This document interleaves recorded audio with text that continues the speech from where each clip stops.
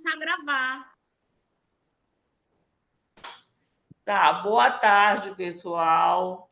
Eu sou a Rita Gil, eu sou a coordenadora daqui do Sinasef, FPA e TRB Ceaba.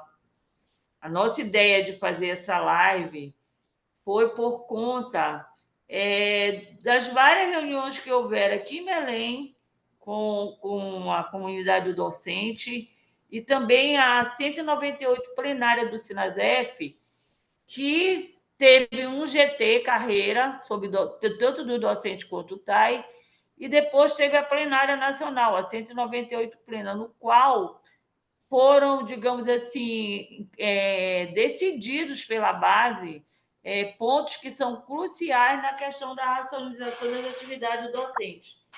Os nossos convidados hoje é o professor Wildson Justiniano Pinto, tá?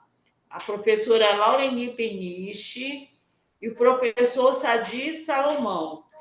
O professor Wildson, ele é professor do Instituto Federal do Sudeste de Minas Gerais, acho que especificamente lá em Rio Pombas, e ele é membro da Comissão Nacional Docente, tá? E esteve participando diretamente com o governo dessas discussões.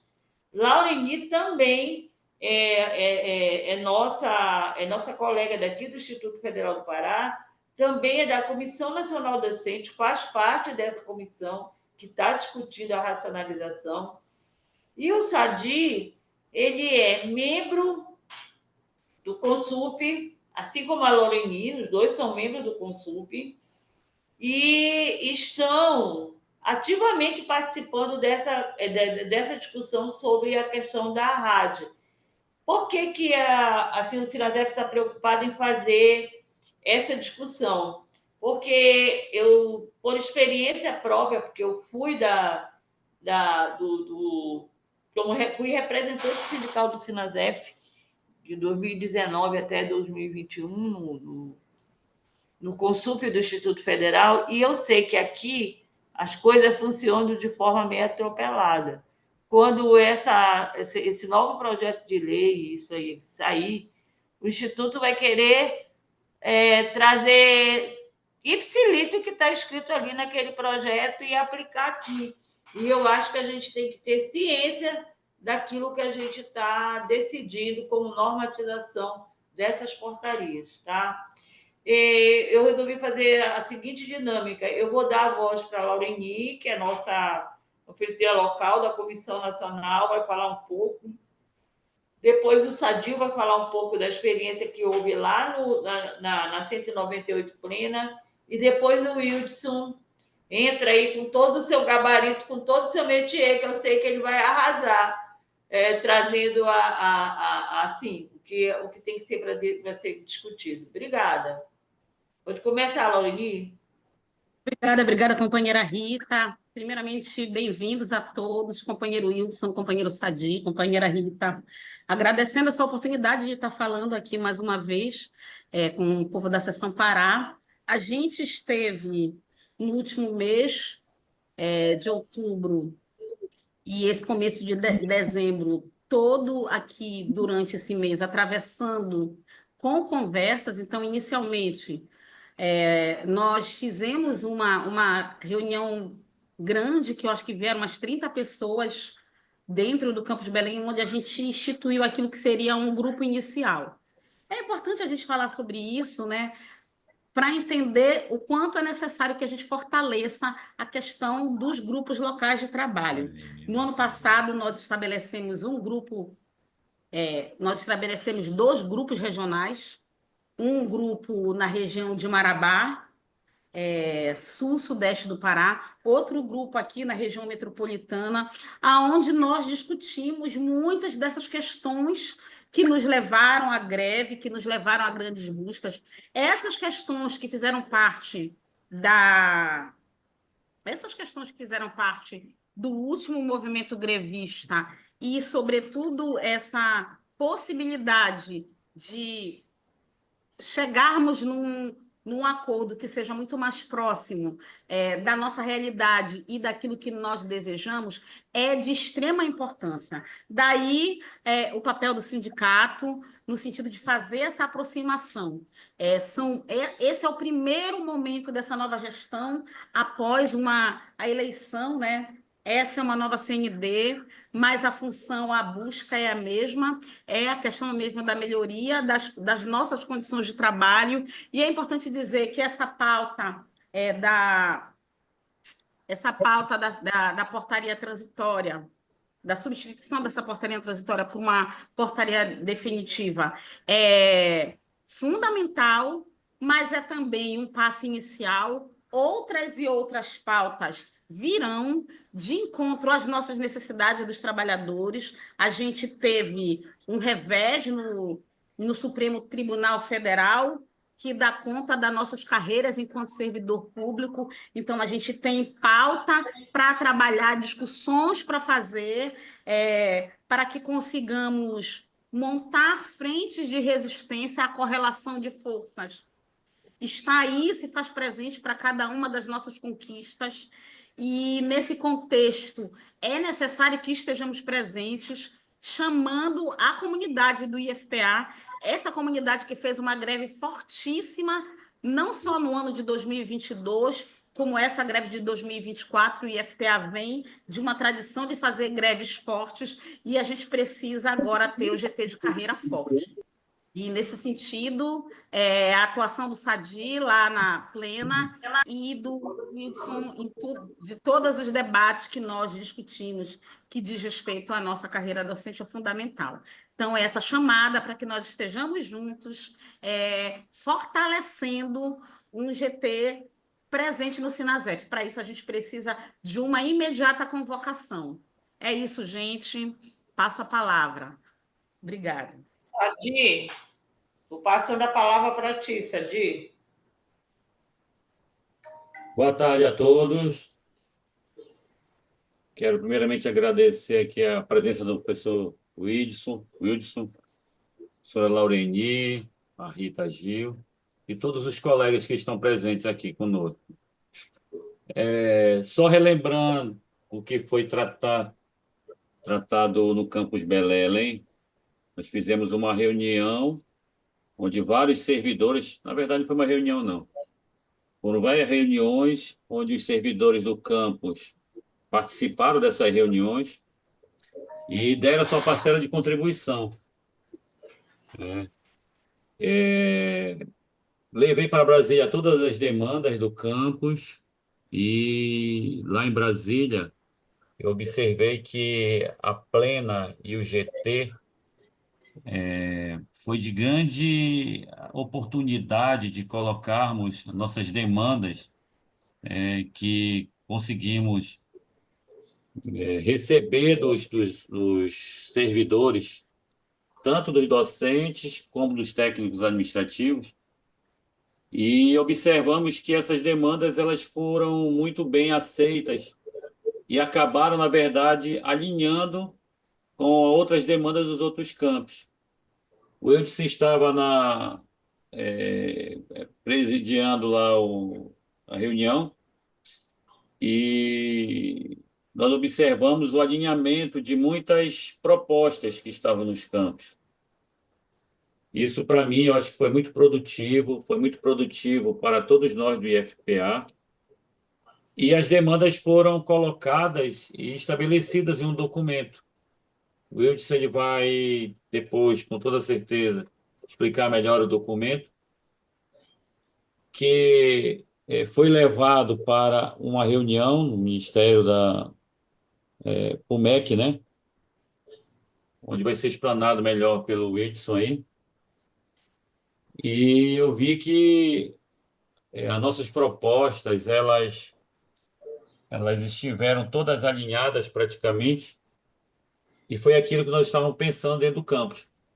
Quando nós pensamos em fazer essas reuniões, nós pensamos em coletar informações para levar para Brasília, e foi isso que nós fizemos.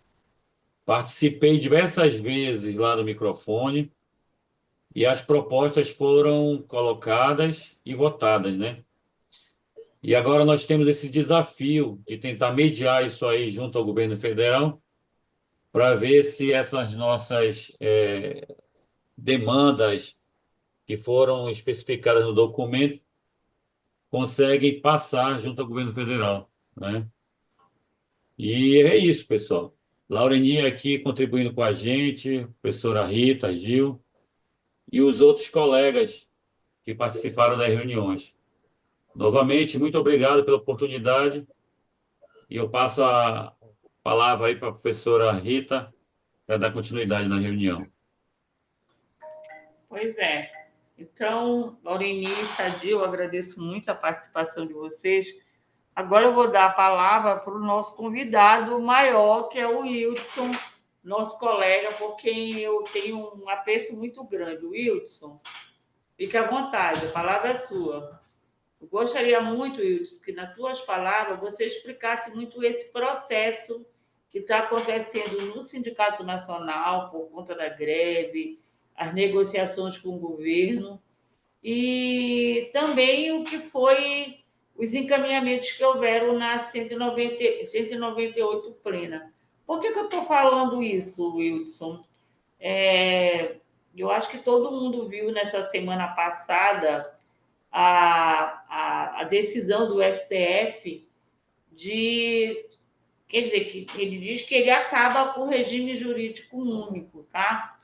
E aqui o pessoal que gosta de discutir no Zap estava muito apreensivo em relação a essa questão, dizendo que nas negociações o governo ia acabar tirando os nossos direitos e que, inclusive, se houvesse mudança de carreira, que nós iríamos sofrer as consequências. E eu coloquei que eu defendi que nós temos hoje, dentro de, digamos assim, negociando diretamente com o governo federal, na comissão junto ao MEC, junto ao MGI, uma comissão nacional que está discutindo essas questões e eu tenho certeza absoluta que vocês não vão deixar passar esse tipo de coisa. Então, eu te dou a palavra, tá? E seja muito bem-vindo. Obrigada. Wilson. Boa tarde aí, pessoal. Estão me ouvindo? Sim. Então, primeiramente, aí agradecer o convite, né? É sempre bom estar falando com todas as bases, né? Acho que é a primeira vez que eu falo com vocês no Pará, pela posição que a gente está ocupando dentro do sindicato, a gente tem participado de bastante reuniões, né? É importante a gente ir passando os conhecimentos aí que a gente está brigando, né? No sentido, bom sentido da palavra, e mostrar que tudo que vem da base está sendo respeitado. Eu acho que tem que mobilizar mesmo, tem que vir da base. Não é a direção nacional que determina o sindicato, é a base. A gente sabe desse. Não é um discurso vago, né? Às vezes o pessoal reclama muito da nacional, da direção nacional, mas que eu não sou da DN, eu faço parte da Comissão Nacional da Docente, que é um órgão de assessoramento, né? Mas o fato é que essa questão do STF, ela já é antiga, né? Ela demorou a decisão dela ser tomada pelo STF. Eu acho que a luta dela é uma questão mais macro. Eu acho que a gente, pela perspectiva do que está sendo a conversa com o governo atual, a gente tem espaço para manter a luta e ficar ativo nessa questão. Mas eu acho que a gente está caminhando para o que foi acordado, né?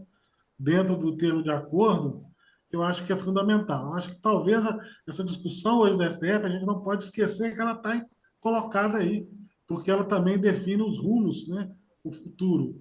Mas eu acho que a gente deve separar um pouco, porque a gente está tendo um fronte de luta que é importante, de conquista durante a greve. Eu acho que a gente tem que continuar aí nos frontes, e essa questão ela vai vir mais abertamente. A gente está com suporte jurídico, inclusive a nossa assessoria jurídica está fazendo um diagnóstico jurídico para poder fazer dar a base para a discussão. A gente vai ter uma próxima plenária, que certamente, no nosso plano de lutas, a questão do STF, a decisão do STF, vai vir em voga, certamente, né? Mas eu acho que tem pontos que a gente está caminhando, é inegável que há atrasos, né? Mas o fato é que a gente está caminhando e a luta tem que ser firme, não podemos deixar esmorecer. Sobre a questão da CND, né? A CND é a Comissão Nacional Docente, é um órgão de assessoramento da carreira docente, possui docentes de todos os coletivos que compõem a direção nacional, e a gente teve agora, em setembro, uma renovação dos quadros. Acho que só eu que fiquei, e a Eusa, depois a Eusa saiu, e estamos. A Rafaela saiu também, só está Ah, eu lá, tá. da outra gestão. E aí a gente está, por questões de tempo, acabou que eu fui indicado para participar do GT relacionado à rádio, né, a regulamentação da atividade docente.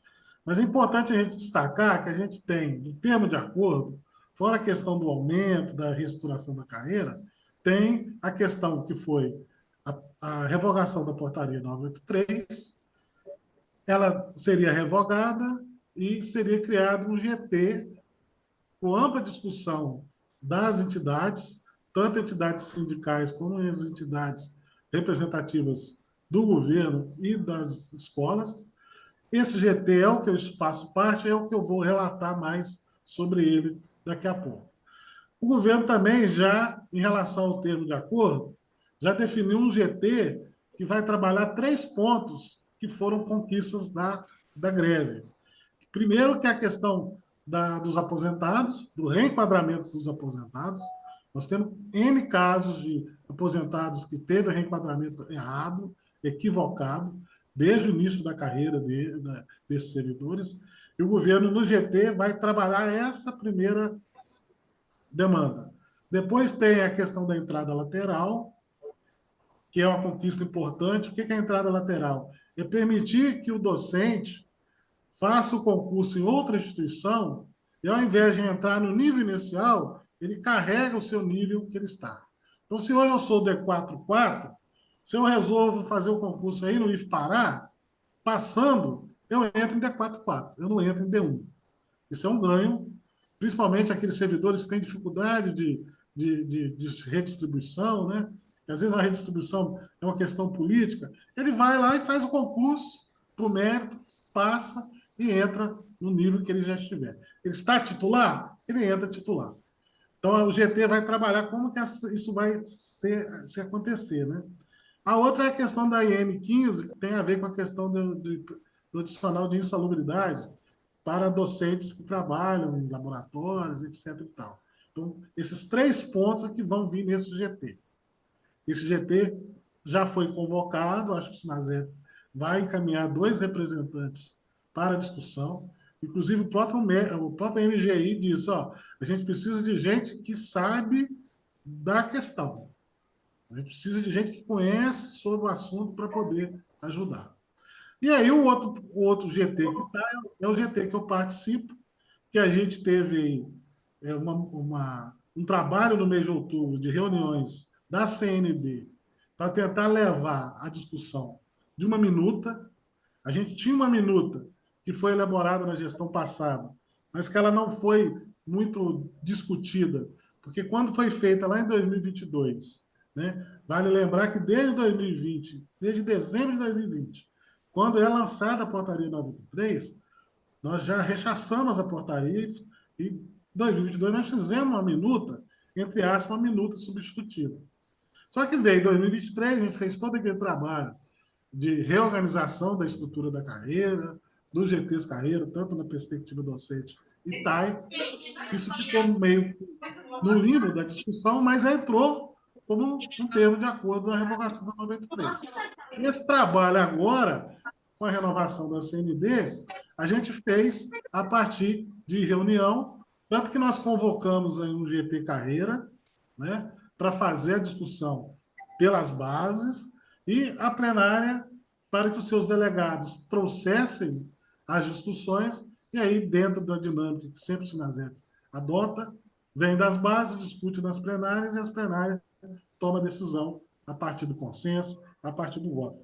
Como o Sadi bem disse, houve uma participação importante do Pará, uma participação que muitas questões, indicações de vocês foram aceitas, foram acatadas, muitas por consenso, e isso a gente criou uma minuta, uma participação na plenária de mais de 30 sessões.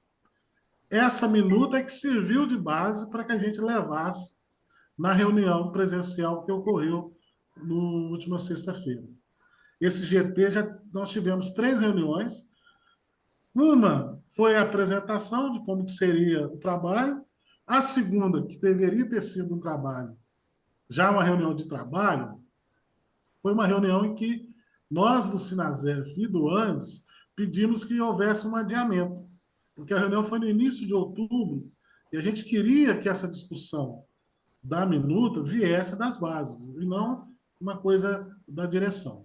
Foi por isso que nós conseguimos levar a discussão para o dia 8 de novembro, o que deu tempo para ver se a gente fazer a discussão no GT e na plenária. Na verdade, deu tempo de iniciar essa discussão. Nada impede que, no andar da carruagem, uma nova plena define novos rumos. Até porque, pelo que eu vou relatar, ainda a gente não avançou muito, porque tem pontos polêmicos, né? A gente tem que entender que a gente está trabalhando sobre a carreira BTT, mas a carreira BTT ela tem nuances que depende de onde que o professor atua, né? É diferente. Então, abarcar isso dentro de uma resolução que tenta definir a atividade docente de uma forma geral para todos, eu acho muito difícil, é um grande desafio. A Rita bem disse lá, a tentativa é que a gente possa abarcar todas as peculiaridades, para que não entre, na hora que chegar no Instituto, o Instituto não invente, né? Que esteja pelo menos os rumos ali para que ele possa definir. Porque se a gente faz muito geral, vai ter sempre aquele instituto que vai buscar chifre e cabeça de cavalo. Então, acho que esse aqui é um desafio do GT, de tentar abarcar todas as realidades. Mas, como eu já disse, são realidades bem distintas, bem heterogêneas, né? Nós levamos na reunião, a partir da proposta que o governo fez, temos que lembrar lá que nesse GT nós temos o governo representado pela CETEC, o governo representado pela CESU, nós temos o CONIF, nós temos duas entidades, que foge o nome aqui, que uma representa as escolas técnicas vinculadas às universidades e uma representa as escolas de ensino básico vinculadas às universidades. Basicamente, os colégios de aplicação, que tem aí no Pará, inclusive o do Pará, é a professora do ANDES, é aí do Pará, que é a representante, a professora Jennifer, que é a representante do ANDES nesse GT. Então, nós temos essas duas entidades, o ANDES, o Sinasef e o PROINFES. Mas, na verdade, nós temos cada um representante. O MEC tem 4. Né? E isso é importante a gente sempre dizer, que aí entra a perspectiva da correlação de força. Né? Ali a gente tem... a gente iniciou muito pelo consenso, mas vai ter coisas que vão ser tomadas por voto. E no voto, eu vou falar para vocês, tem situações que, se fosse no voto, a gente ia perder. Então, por isso que a gente preferiu articular melhor para poder tomar a decisão mais à frente. O que foi levado? Nós levamos o quadro propositivo, inclusive eu mandei o link aí no site do Sinasef para vocês baixarem. É importante que vocês baixem. Tem os quadros que foram apresentados pelo Sinasef, pelo ANDES, pelo CONIF, pelo PROIFES e pelo Conselho que agrega as escolas técnicas vinculadas à universidade. Então, nós temos 5 quadros propositivos, onde o governo faz uma comparação com o que nós temos de portaria 750, que veio a substituir a 983. Eu falei meio 17, porque a 750 é uma cópia ipsis literis da 17 e um pouco da 983. Aí o governo colocou a 983 de um lado, a 750 do outro, e colocou o que cada um de nós propôs em relação aos artigos da 750/983. Mas ele não colocou qual é a posição dele. Se é a favor da 750 ou é a favor da 983 que foi extinta.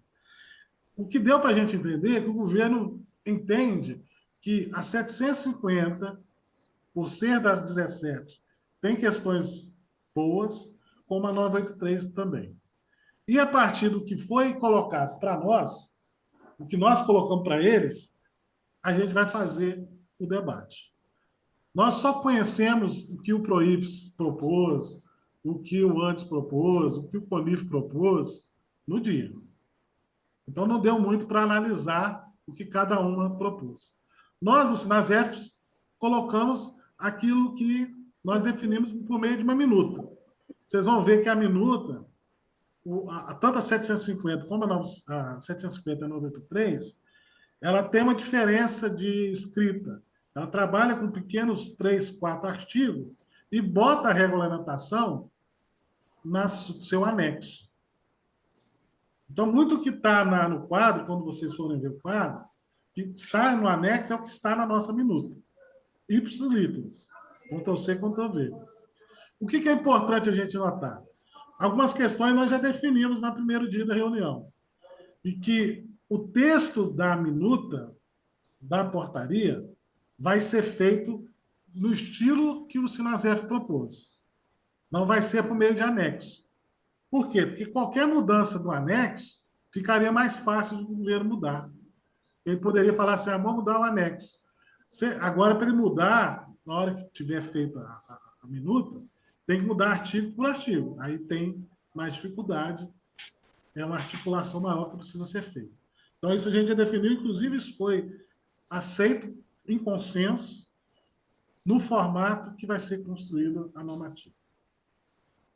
Discussão realizada a respeito, inicialmente, foi de um outro ponto que eu não falei do acordo de greve, na verdade, 2 pontos, que é a questão da mudança do decreto 1590, que iguala, né, o magistério BTT ao magistério superior. O MEC finalmente mostrou que ela está na Casa Civil. Tá? Então, a gente já, na boca lá da Silvilane, que é a gestora, que está lá junto com o professor Chaves, que é o coordenador do GT, falaram que está na Casa Civil. Então, a gente está esperando, a qualquer momento, a publicação desse decreto com alteração. Eu não sei por que está demorando, talvez o meu pessimismo, se eu for analisar pelo lado, é em relação à dificuldade, como eu falei no início, de você definir o corte de ponto para a carreira EBTT, invariavelmente aonde que esteja atuando o EBTT. A gente sabe que uma coisa é nos institutos, uma coisa é, por exemplo, nos colégios militares.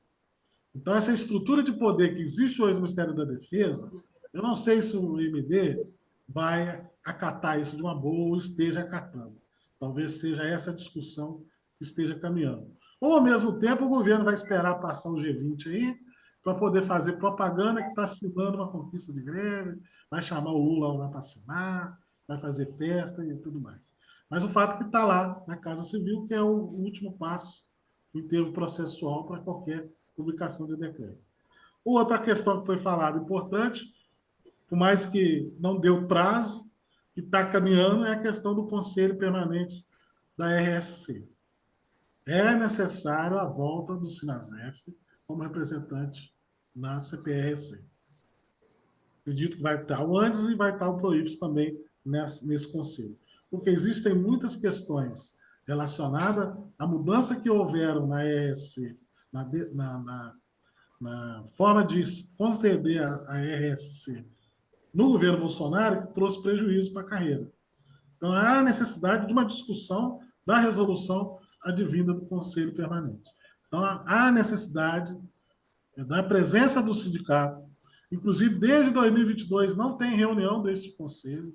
Então, tem muito regulamento que está no limbo, tem muita instituição que não está concedendo a RSC. Inclusive, alguns são até militares. Né? Tem a Universidade Federal da Bahia também. Não tem concedido. Eu sei que isso é da base do PROIFES, por isso fez essa fala lá. Então, há esse peso que, invariavelmente, é o peso aí das 3 entidades que estão representativas hoje da EBTT. Então, isso está caminhando. Iniciada vocês terem ideia, pessoal, a reunião nossa começou por volta das 9 horas Nós fomos até uma hora. Nós ficamos 2 horas praticamente discutindo a questão inicial da resolução, que foi uma proposta trazida pelo Sinasef, que primeiro era a questão da denominação da atividade docente como uma atividade profissional docente. Nós argumentamos que isso trazia um conceito mais amplo de você mostrar que a atividade docente não é só um dador de aulas, né?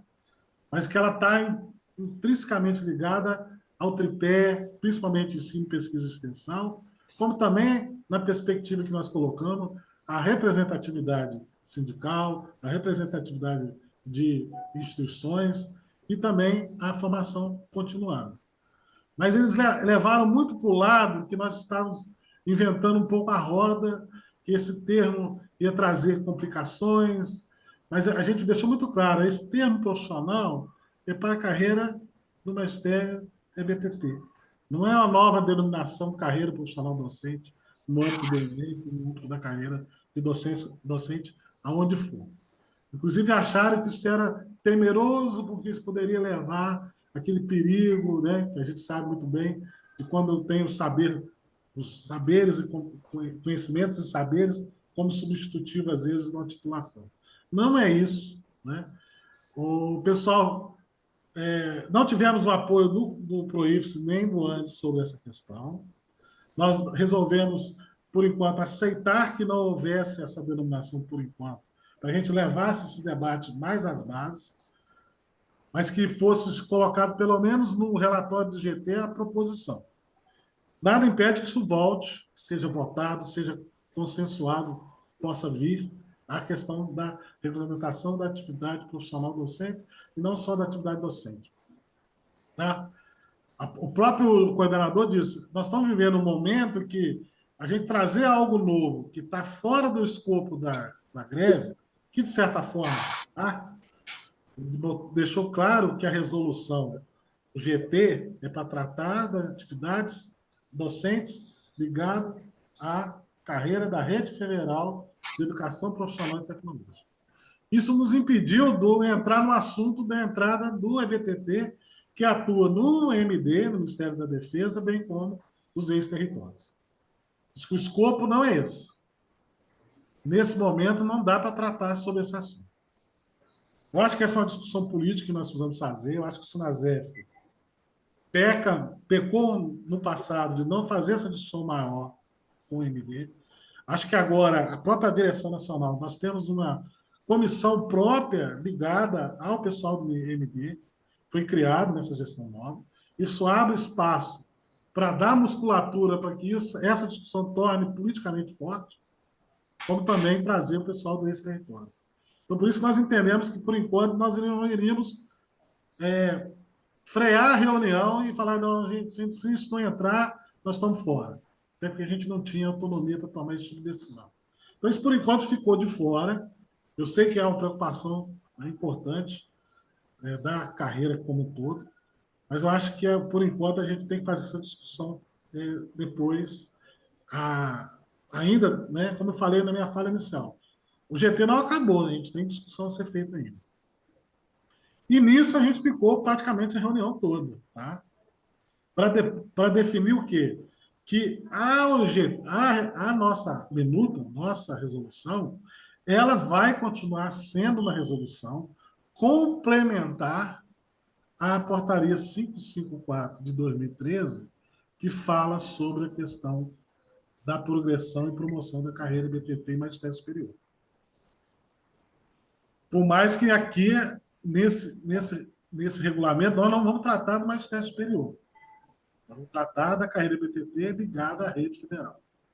Inclusive, o pessoal das escolas de aplicação pediram para não entrar na regulamentação. Para vocês terem ideia, que eles veem com perigo que essa regulamentação venha no meio da CETEC. Ao passo que o pessoal das escolas técnicas vinculadas acham que tem que vir. E eles estão na rede federal. Só que o pessoal das escolas básicas entendem que estar sob o guarda-chuva da universidade, especificamente de uma universidade, seja mais fácil. Então, eles vão participar, mas não vão entrar na regulamentação. Para vocês terem ideia como que é a conjugação de forças. Enquanto um conselho quer entrar, o outro quer sair, pelo entendimento diverso da perspectiva da rádio vinda da CETEC. Né? Então, o fato é que definimos inicialmente isso, regulamentação da atividade docente apenas para as escolas vinculadas ao MEC, consequentemente, à Rede Federal de Educação Profissional e Tecnológica, que são os institutos federais, as escolas técnicas vinculadas, os CEPETs, a Universidade Tecnológica Federal do Paraná, onde tem a BTT, e o Pedro II. Tá certo?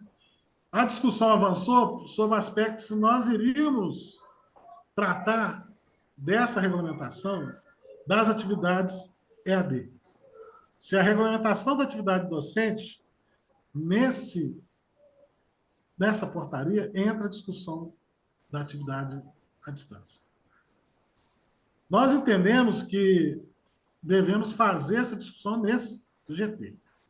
Até porque na nossa regulamentação, na nossa minuta, nós tiramos da 750 que tem lá, né, que a discussão do EAD seria feita pelo CONIF. Inclusive, o próprio CONIF não quer essa responsabilidade. E nem a CETEC acha que isso tem que ser o CONIF, tem que ser o próprio GT. Mas essa discussão ainda ficou de ser definida na próxima reunião, como também a questão das atividades curricularizadas, de pesquisa e extensão. Para vocês terem ideia, o próprio Andes acha que essa discussão ainda está muito fraca. Eu entendo que as universidades, tem muita universidade que já deveria ter feito essa curricularização da extensão, não fez, porque ela já estava no Plano Nacional de Educação de 2014, ou seja, até 2024, 10% do currículo deveria estar curricularizado. Então, isso tem que entrar na atividade docente, isso é óbvio, não tem discussão.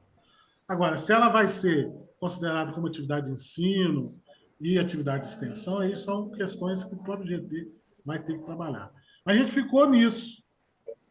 Nós definimos que teríamos reunião agora dia 22 online de novembro, 29 de novembro e uma presencial dia 13 de dezembro, para tentar minimamente dar um passo maior em relação a essa minuta. Não sei se a gente vai terminar. Os 60 dias já deu agora, amanhã dá 60 dias do GT, ele tem mais 60 dias de prorrogação, certamente deve ter mais uma prorrogação de 60 dias, para que a gente avance no mês de janeiro, talvez no mês de fevereiro. Mas ainda tem questões. Agora dá para a gente ver, né? Depois vocês olham o quadro lá. Carga horária mínima. Há um consenso de 8 aulas, tá? Mas não há o consenso do máximo. Por incrível que pareça, o PROIPES trabalha com o mesmo máximo nosso, de 14. Foi uma discussão, o Sadi estava lá, muito ampla, né? Para a gente chegar nas 14 horas máximo da nossa minuta. O Andes trabalha com não máximo, não tem máximo. Máximo é às 20, né? Mas não deixa isso claro. Acho que agora vai ter um espaço para a gente discutir aí os consensos e discutir aí como é que a gente vai definir esse mínimo e máximo. Aquela questão que nós colocamos no nosso minuto, que a hora-aula vai ser feita hora-aula, invariavelmente, se a instituição, hora-aula é 45 minutos, vai valer com 1 hora relógio. Então, se eu tenho 12 horas aulas, 45 minutos, eu vou considerar que eu tenho 12 horas relógio. Para eu ter as minhas 12 horas adicionais, 24. Vai computar 24. Porque, senão, for hora relógio para todo mundo, aqueles lugares que é 45 minutos tem um prejuízo enorme, né? Então, por isso que vai o nosso conceito que a gente colocou lá da hora-aula ser igual a hora-relógio, valer, né? Não fazer a conversão, mas ela valer 1 hora,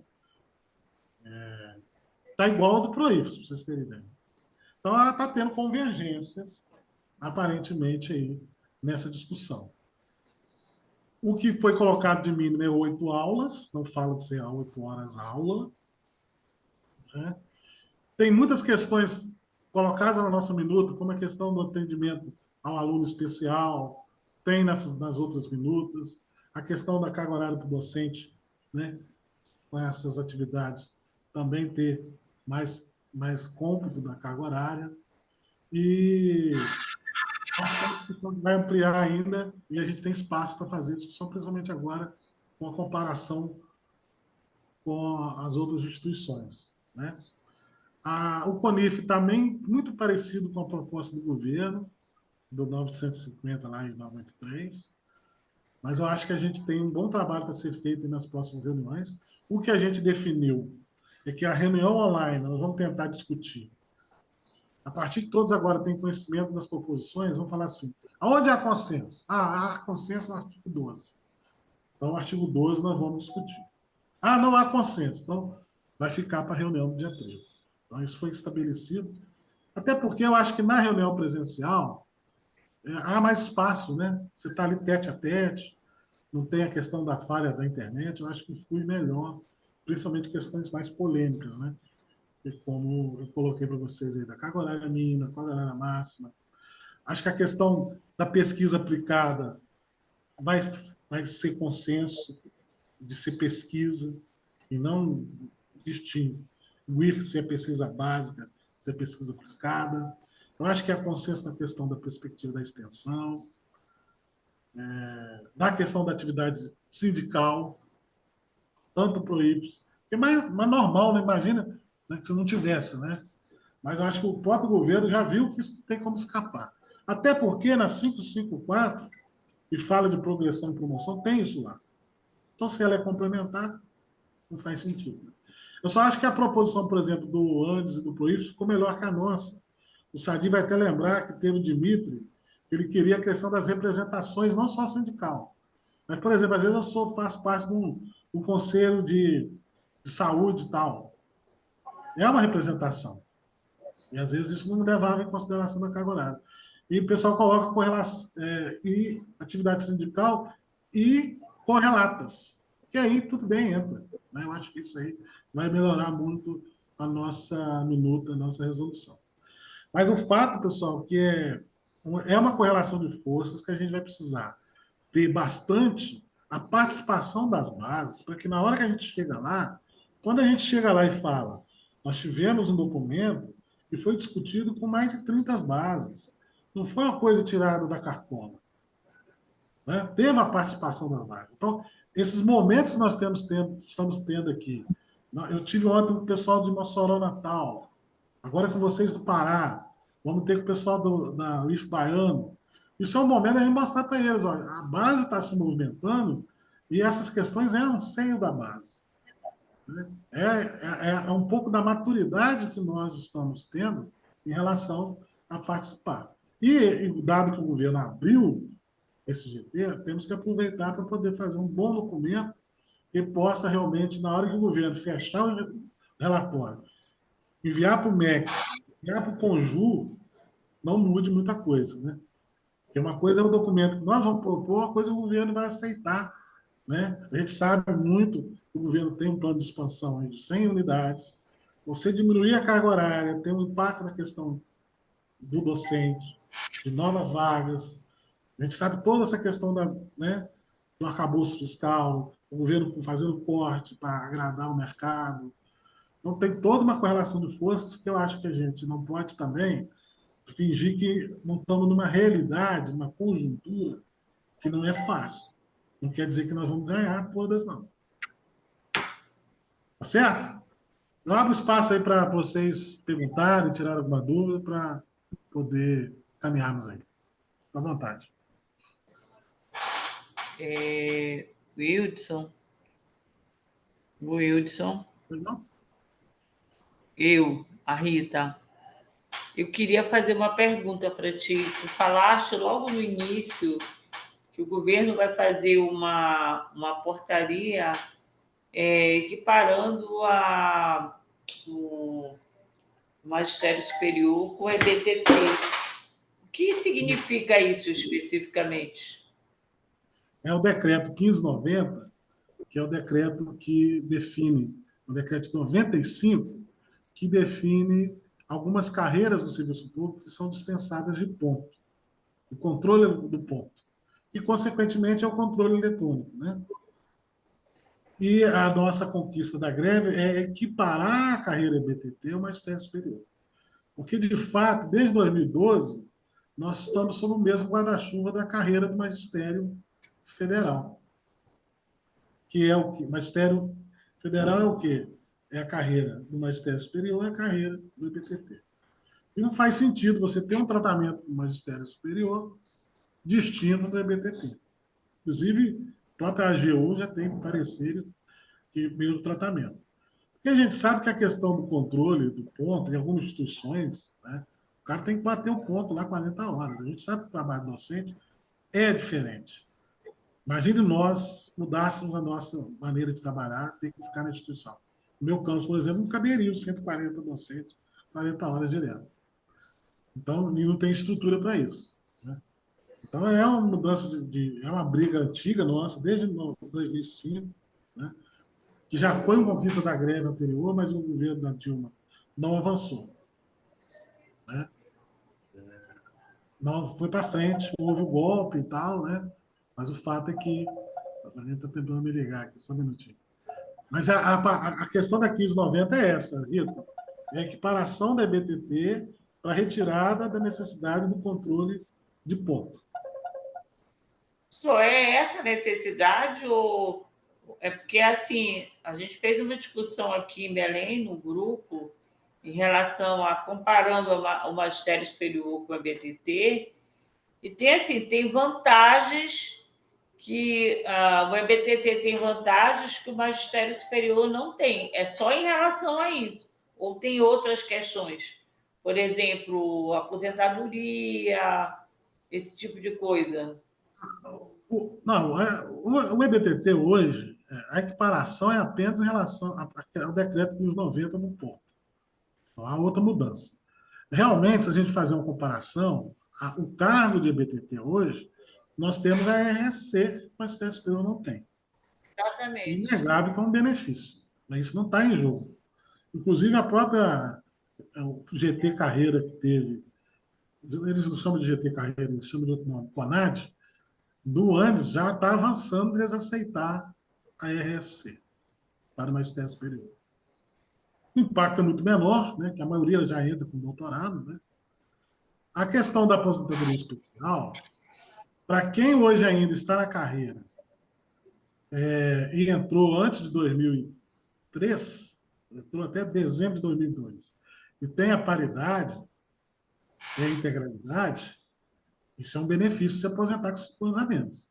Porque a aposentadoria, independentemente do tempo, você vai ter os 5 anos a menos, né? É 5 anos a menos, tem que trabalhar. Ou seja, se você quer continuar, você pode receber o abono permanência. Então, o cara que é da BTT tem direito a 5 anos antes ao abono permanência. Para quem Ei, entrou novo, Wilson, eles estão vantagem de aposentar antes, não. ei, Tá? Wilson, Perde na sabes o que eu... média. Alguém está falando aí. Sou É a eu. Laureni. O que eu percebo aqui na base é que houve um entendimento por parte de alguns da base, com essa história da equiparação, que isso poderia ser prejudicial, haja vista que a carreira superior tem a questão do professor adjunto. Então, existe uma confusão que eu queria que tu falasse um pouquinho sobre isso para a base entender melhor. Olha, a grande confusão aí é porque o Andes ele trabalha numa loja de carreira única, diferente que é a carreira única do Sinasef, né? Sinasef é carreira única, docente e tarde. O Andes trabalha numa loja de magistério federal sem o nome superior ou EBTT. Então, por isso que se houvesse uma carreira única, poderia haver prejuízos, porque tem distinções entre elas. Duas nós falamos, que é a questão da RSC e a questão dos 5 anos a menos. A outra é essa que você colocou aí, que tem a ver com percurso na carreira. Porque nós chegamos a D4 com o mestrado. O magistério superior, o equivalente ao D4 deles, que é o associado, só entra quem tem doutorado.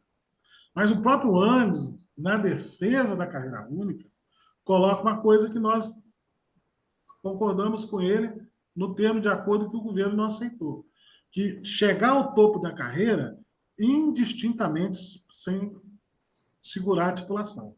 Você pode chegar a titular se você for graduado. Hoje, não. Hoje, o BTT só chega a titular se tiver doutorado. Essa foi uma discussão ampla no nosso GT passado, do ano passado, né? Eu acho que ganhou o que o antes queria por pouco, né? Porque tem uma questão da titulação aí, né? O PROIF é totalmente contra chegar ao topo sem o doutorado. Por isso que não avançou muito no acordo de greve. Mas na lógica da carreira única, se houvesse a carreira única, esse ponto de chegar ao topo da carreira seria resolvido. No caso da comparação com o associado D4, né? O D4-1 é o associado 1, o D4-2 é o associado 2, e aí até o 4. Já a questão da RSC e dos 5 anos teria que ser levado também para o magistério superior. Não dá para a gente perder isso. Mas que eu falei, para quem da carreira entrou até dezembro de 2003, dezembro de 2012, né? Já são poucas pessoas que estão na ativa, né? As outras, pelas mudanças constitucionais aí da Previdência, aposentar com 5 anos menos, eu não sei se é uma vantagem, porque você trabalha com média, a sua média vai ser menor. Quem entrou depois de 2013 já está sob o teto do INSS, e para você ter o teto, você tem que ter mais tempo de contribuição, no mínimo 25 anos. Então, já praticamente já não é um benefício assim, tão como foi antes, quando a gente tinha paridade e integralidade. Essa é uma questão que a gente tem discutido bastante nas bases, que realmente traz muita confusão. Mas o fato é que ela te dá os 5 anos para receber o auxílio não, né? O abono permanece. Então é uma vantagem. Então tem que ver qual é o momento que você poderia aposentar. Porque, na verdade, o governo já aceitou que no dia que o servidor tem direito a aposentar, ele tem que ser comunicado. Se você quer aposentar ou se você quer ganhar um abono permanece. Se o cara está ainda querendo trabalhar, ganhar um abono permanência, para quem está como titular, por exemplo, é uma grande vantagem. Né? A não ser que ele quer curtir a vida, eu acho que aí são decisões que cada um tem que tomar individualmente. Mas toda a análise previdenciária, esse é outro ponto também, toda a análise previdenciária de quem entrou de 2003 para cá, pessoal, sempre é uma análise individualizada.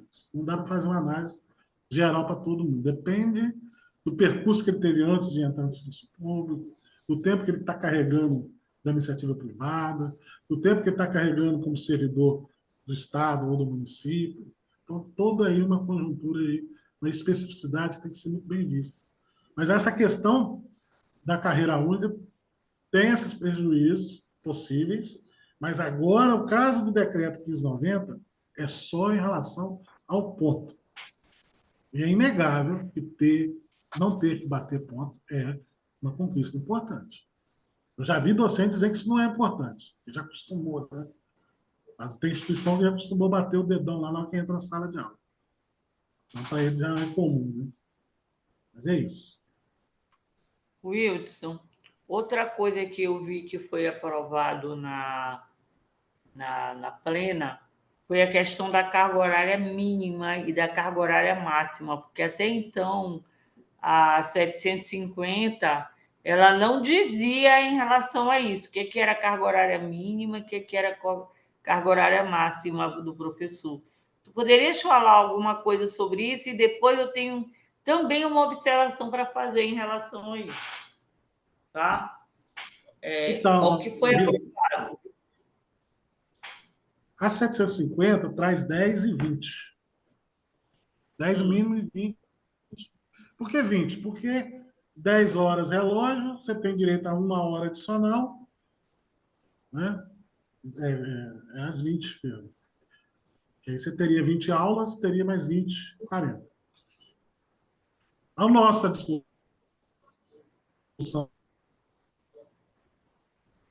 na plenária foi das 8 horas do docente, outros queriam 12, 14, 16. acabou vencendo uma média aí dos 14. Mas, como eu falei, na proposta do PROIFES tem 14, do Andes não tem o máximo, mas ambas têm um mínimo de 8 aulas. A gente tem uma dificuldade muito grande de 8 aulas por causa do Pedro II, porque a escola básica, a escola infantil, eles trabalham diferente, né? Você tem muito aqui, professor, que já dá muita aula pela naturalidade do conjunto das disciplinas, né? Mas é um desafio isso aí. O pessoal do MEC tem noção disso. Inclusive, eles, quando, em 2022, o Pedro II veio para a rede, eles viram isso com uma dificuldade de definir o mínimo de 8 aulas. Mas não dá para ser 14, né? Isso estende-se às escolas de aplicação, né, que tem educação infantil, né? Eu, por exemplo, dei aula em... Existia jardim, eu dei aula no NPI, na escola de aplicação, era já turma de jardim, antes Sim, da alfabetização. sim. Então, é complicado isso daí. Agora, deixa eu fazer uma observação aí que tu estás falando, Wildson, em relação à carga horária mínima e carga horária máxima. No caso de ser 8 mínima, 14 máxima, isso tem a ver apenas com ensino ou ensino, pesquisa e extensão? Não, o mínimo é ensino. Tipo assim, Aula. de 8 Aula. a 14 é aula, Aula. ensino. De Ensino. ensino. É aula. Tá, qual foi a reclamação?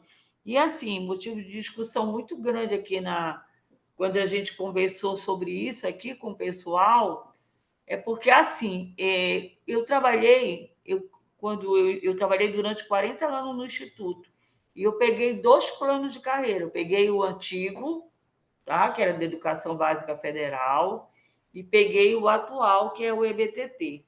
E eu me lembro que na época que eu era da Educação Básica Federal, a gente tinha um mínimo e um máximo, que é isso que eu quero te dizer. Se eu não me engano, na época era 10 mínimo, eu era 40 horas, né? 10 mínimo e 24 máximo.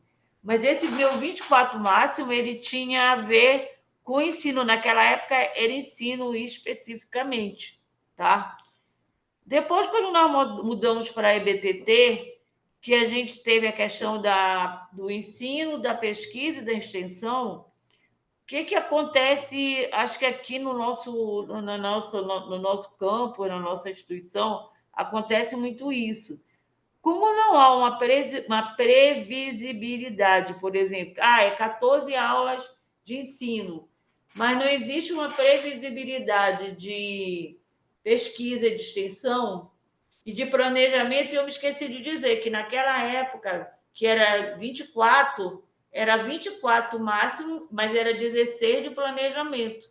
É isso que eu quero colocar. 16 de planejamento. Hoje não existe essa previsibilidade. Se a instituição quiser te dar 14 horas de ensino, 5 horas de pesquisa, 4 horas de extensão, tu não tens ainda definido qual é o teu tempo de planejamento. E vocês estão pensando isso nessa questão da carreira? Talvez não seria interessante, talvez, pensar numa previsibilidade em termos de pesquisa, de extensão, e qual seria o tempo de planejamento necessário para o professor? Existe essa discussão no GT ou na CND? Sua pergunta é muito boa, Rita. Por quê? Essa discussão foi travada no GT e na PEN. Por quê? Na verdade, são visões que nós temos do que é o professor hoje na carreira BTT. Quando você traz à luz aí que era a escola básica, o primeiro e o segundo grau, né? Lá nós temos uma portaria do MEC, que inclusive não foi revogada, de 87, que ela fala desses 24, que era 60% da carga horária total.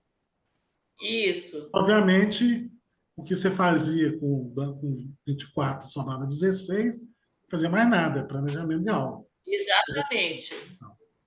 Só que com a carreira BTT, você surge as especificidades de que você dê um espaço para que o professor atue, não só no ensino, né? Atue também na pesquisa e na extensão. Por isso que quando a gente fala do máximo, pensa bem, né? Eu botei máximo de 14. E se eu não quero trabalhar com pesquisa e ensino, mais nada? O que eu vou preencher? Eu tenho 14, mais 14, 28. Sobram 12. O que eu vou fazer com essas 12? Eu deixo o docente, mas ao mesmo tempo, aquele docente que quer fazer pesquisa, ele não pode dar 14, que só 12 não dá tempo para ele. O cara que atua na pós-graduação, por exemplo. Como é que você faz uma orientação de doutorado? Não dá para. Isso é outra discussão. Orientar um doutor não é a mesma coisa que orientar um aluno de graduação. O exercício intelectual, a necessidade, a responsabilidade intelectual é muito maior. Existem questões que são iguais, de relacionamento humano, etc. e tal. Mas essa que é a grande questão. Os defensores de não ter o máximo, eles defendem nessa lógica. Então, eu vou deixar o mínimo, 8. Se a minha instituição tiver condição de dar aquele núcleo, aquele professor, dar 8 horas de aula, ele vai ter que preencher isso com outras atividades de pesquisa e extensão. Se ele não quer, ele vai ter que dar aula. O grande problema nosso é que nós sempre partimos do ensino como balizador. Atendidas as atividades de ensino, eu vou partir para pesquisa e extensão. É isso que nós tiramos da nossa minuta. Nós não temos que atender primeiramente o ensino. Nós temos que atender todo o aspecto do que é atividade docente. Pesquisa, ensino, extensão, atividade de Gestão. formação continuada, gestão e representação. Então, o docente tem que ter consciência que tem espaço na sua carreira, na sua atividade docente, suas 40 horas, tudo isso. E aí o ensino vem. Só que o ensino não pode deixar também de ter o ensino. Nós não somos um instituto de pesquisa. Nós somos a Embrapa. A gente tem que dar aula, a gente tem que ministrar aula. Então, o mínimo ele tem que vir. O mínimo vem numa lógica que vem da LDB, que está lá 8 horas, como tem essa portaria dizendo que o magistério superior é 8 horas. E não bota o máximo seria 20. Porque a lógica sempre foi essa, né? 1 para 1. Se eu só tenho uma aula, eu tenho 1 hora de planejamento. Correção de prova, etc. Então, a gente colocou um mínimo de 8, tem um mínimo máximo de 14, mas essa é uma discussão que, na minha visão, o MEC é favorável a colocar um máximo. Qual que é o grande problema de a gente não colocar o máximo, na minha visão? Porque uma coisa é um instituto que dá para você fazer isso sem o máximo. Tem a coisa que é instituto que o máximo vai virar mínimo. E se você não coloca o máximo, ele vai jogar 24, o docente. Então, tem especificidade de carreira, tem aquele professor que só... O cara que é da segurança do trabalho, por exemplo, só tem um professor. Essa é uma dificuldade. Como é que vamos diminuir a carga horária dele? Vamos contratar o segundo? Vamos ter que contratar o segundo. Tudo aí vai partir de um processo de construção da atividade da EBTT que a gente tem que encarar com muita maturidade, que nós temos apenas 16 anos dessa carreira. E a gente precisa entender qual que é onde nós vamos, que tipo de carreira que a gente quer.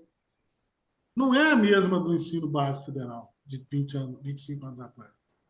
Né?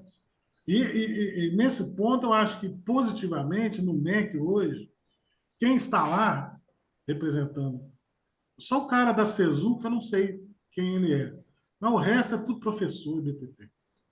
Então, ele não pode dar um tiro no pé. Porque agora ele está lá gestor, mas daqui a 4 anos não quer dizer que ele está, daqui a 2 anos não quer dizer que ele está. Então, acho que a gente tem espaço para fazer um bom debate maduro, né? As divergências sempre vão existir, óbvio, né? Mas esses pontos foram atacados, tá, Rita? Na plenária. Nós temos aqueles que defendem o máximo, tem aqueles que não defendem o máximo, né? Eu sei que existem as picuinhas dos coletivos e tal, mas acho que a gente tem que ir muito além disso, né? Sadi, quer falar aí, Sadi? Sadi, Microfone. Sadi, liga o teu microfone. Vocês estão me ouvindo Tá. agora? Sim. Agora. Na primeira fala, quero até pedir desculpa, que eu estava com várias telas abertas e estava dando retorno. Aí a minha fala saiu toda desconfigurada porque eu estava com retorno aqui, deu uma falha danada. Mas, Wilson, o que você colocou aí, e a Rita sabe disso, os nossos debates aqui sempre são muito acalorados, sabe? E, por exemplo, você falou em relação à questão do magistério superior. A única coisa que eu vejo que ainda não está bem bacana aqui para a carreira EBTT é a questão do ponto eletrônico.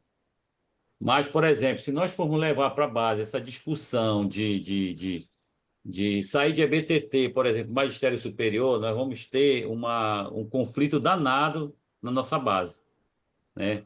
Porque o governo, para ele, o governo não quer perder. Então, nós já sabemos que o governo, numa situação dessa, ele vai querer dar esse apoio, mas ele vai estar visualizando lá na frente, né? Por exemplo, hoje nós sabemos que nós temos 5 anos a menos para aposentadoria. O magistério superior já não tem, né? Por exemplo, quem entrou, por exemplo, lá até 2003, né, que tem a questão da garantia lá da proporcionalidade salarial. É um debate que ele é muito importante ser feito mesmo, tá?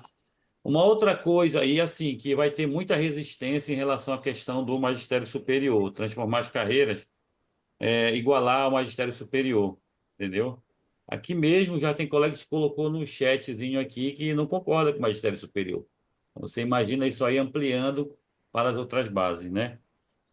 Além disso, nós também identificamos que, por exemplo, se for colocada uma carga horária mínima e não for colocada uma carga horária máxima, nós vamos observar que vai ter gestor que vai colocar o servidor sempre na carga horária máxima, né? E aí, aquela situação que você colocou aí, né? A carga horária mínima está definida, 8 horas, mas a máxima ainda não foi definida. O importante é que na reunião que eu estive presente em Brasília, aquele artigo, acho que era o artigo 14 que mencionava prioritariamente, preencher prioritariamente a questão do ensino, a carga horária do ensino. E isso trazia muito conflito para a gente, né? Porque o gestor, por exemplo, de alguns campos já dizia assim, não, você tem pesquisa, tem extensão, mas a prioridade é o ensino. Então, primeiro eu vou completar o ensino, depois você vai trabalhar pesquisa e extensão. E eu estou falando do Instituto Federal, né? Imagina, por exemplo, um Ciaba da vida, um Rego Barros da vida, uma escola militar dessa da vida, né? Então, quer dizer, se limitarmos, por exemplo, se colocarmos aí um limite mínimo e máximo de carga horária para o ensino, um limite mínimo e máximo para a pesquisa, um limite mínimo e máximo para a extensão, talvez esse conflito seja resolvido. Mas é algo que tem que ser debatido, né? Como você colocou aí. Nós não estamos levando uma vontade nossa, mas é uma vontade da base. Então, por isso que é importante fazer sempre a consulta da base, pegar as informações, anotar. Esta reunião aí está sendo gravada, isso já é muito positivo, porque, claro, que tem muitos colegas que não conseguiram participar aqui por conta do que estão em sala de aula, estão trabalhando na pesquisa, muitas das vezes na extensão, e muitas das vezes não tem como participar das nossas reuniões. Mas esse debate é muito importante. Ele é muito importante porque ele envolve nossa carreira, né? Eu lembro que lá em Brasília, o debate ele foi muito positivo e assim a discussão ela foi no sentido de melhorar o texto para que a visão fosse do macro e não do micro. Então, na verdade, nós levamos as demandas das bases e essa demanda das bases que nós levamos acabou coincidindo com a demanda de outras bases também. Então, ao final, nós observamos que nós tivemos muitas contribuições, né? E pouco debate, debate que eu digo assim, debate pessoal. Nós vimos mais o coletivo sendo tratado de forma mais assim, acirrada do que o individual.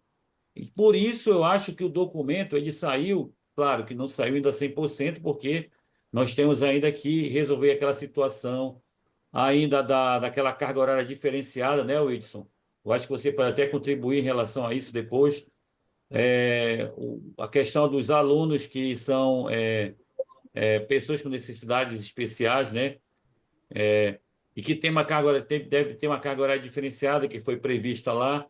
E isso tem que voltar para ser discutido aqui nas bases, né? Eu não sei como é que tá, como é que ficou essa situação, mas você pode depois tirar essa dúvida para a gente aí, tá bom? Era mais em relação a isso, a contribuição aí, tá? Perfeito, Sadi. Essa discussão da diferenciação de carga horária, a gente não conseguiu avançar nela, não chegamos nela, né? Que vai ser naquela do 1 para 1. Né? Como na nossa minuta a gente definiu, o professor que tiver mais de 4 disciplinas de conteúdo diferente, tiver mais de 35 alunos, tiver com alunos com atividades com necessidades específicas, né? O 1 para 1 dele vai ser 1,5. Né? Vai poder ter mais tempo de preparo. Isso eu acho que é consenso, tá? Isso eu acho que vai ser consenso lá. O aspecto que você falou aí da diferenciação da carga horária, talvez, como a gente sempre partiu do ensino mínimo, talvez partir o mínimo de pesquisa, extensão, seria algo novo a pensar numa perspectiva que a gente nunca pensou, né? Não nenhuma das minutas traz isso. É uma discussão que pode vir à tona, né? Não sei. Eu acho que o MEC, pelo que eu vai tentar trabalhar na lógica das 10 horas e 20 horas o máximo. E para aquelas instituições que tiver o RAP lá, por mais que a gente tirou aquilo lá, vai poder ter um número menor. Ele vai tentar colocar isso a partir de um indicador de produtividade. Isso já deu para notar. Tá? Mas isso a gente não chegou nesse assunto ainda. Tomara que não. Estou só fazendo aqui uma percepção que espero esteja equivocado.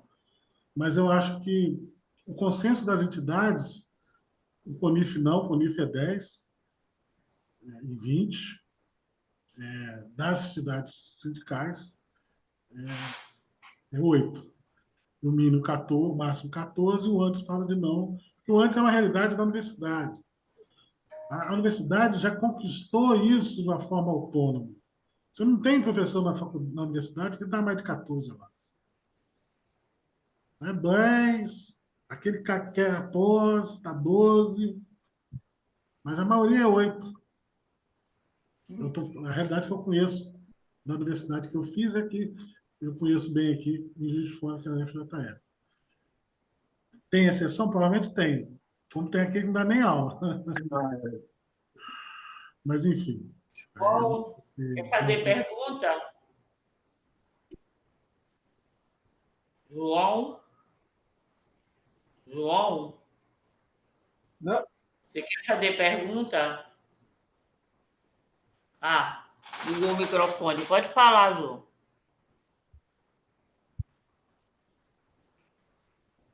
João? João? Você pode falar. oi, não, é que o microfone estava ligado aqui, eu que esqueci de desligar.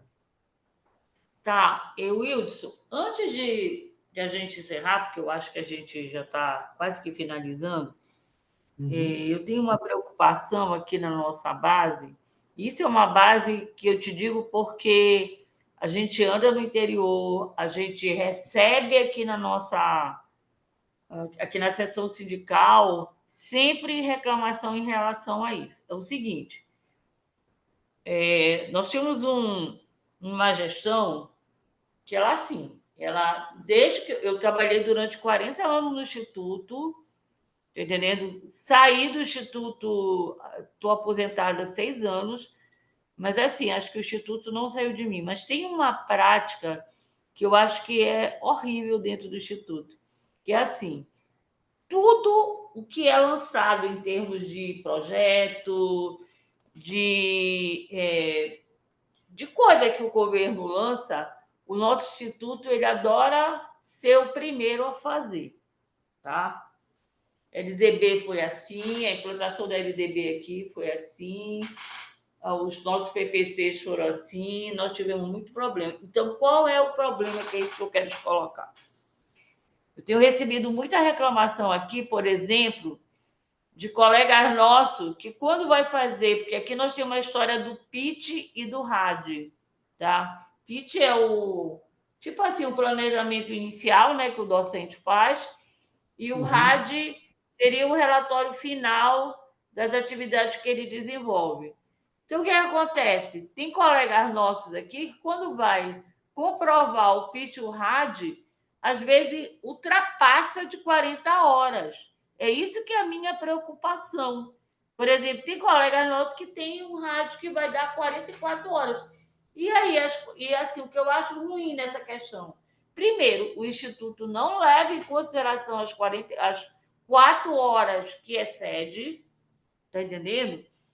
E assim, se não houver, por parte dessa nova regulamentação, um valor inicial e um valor final, na realidade, essa questão do planejamento, da aula de planejamento, do tempo de planejamento, ele não vale aqui, não. Inclusive, tem diretores aqui que acham que o professor, tá entendendo, é burro de carga. Ele tem que dar a aula dele, ele tem que fazer a pesquisa dele, ele tem que fazer todas as atividades e ele tem que trabalhar 40 horas.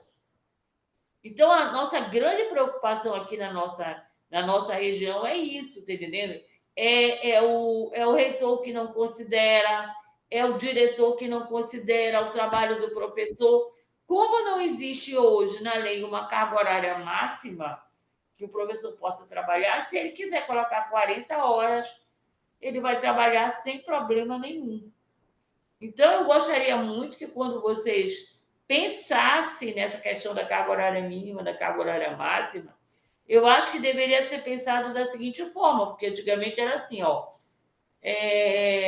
14 horas aula para ensino, tantas horas para pesquisa, tanta hora para extensão, tanta hora... Porque, se você for ver a questão da regulamentação do ESC, está lá. Tem carga horária para tantos pontos para o cara que é gestão, tem uma carga horária que ele delimita lá, tem uma carga horária que ele delimita, por exemplo, para pesquisa, tem uma carga horária que ele delimita para extensão. E por que na carreira do professor, isso também não pode ser delimitado? Porque isso, e eu entendo que isso não é uma especificidade do Pará, é uma especificidade de um monte de diretor que tem aí nos institutos federais que acha que o professor é escravo e tem que dar aula, e acabou. É isso. Eu queria que isso é igual em muitos institutos, tá, Rita? Não é, como eu gosto de dizer, não é jabuticaba de Rio Poma, não. Isso tem todos aí. O fato é que a questão da atividade docente, ela é muito não linear, né?